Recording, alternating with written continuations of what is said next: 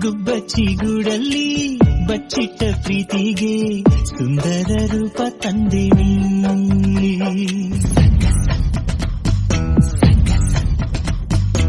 ಮನ್ನಥ ಕೆತ್ತಿದ ಕಲ್ಪನೆ ಮೀರಿದ ಶಿಲ್ಪಕ್ಕೆ ಜೀವ ತಂದೆವಿ. ಮಂಜಂತೆ ತಂಪನು ತಂದವಳೆ, ಕಲ್ಲಲ್ಲೂ ಪ್ರೀತಿಯ ಕಂಡವಳೆ.